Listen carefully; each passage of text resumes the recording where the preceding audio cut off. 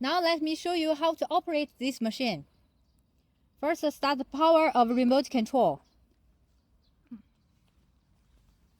Turn on the power of the machine. Go forward, backward, turn left, turn right. This button is for speed control. Low speed, High speed. This is the cruise control. Turn off the power of the machine. Turn off the remote control. Thank you.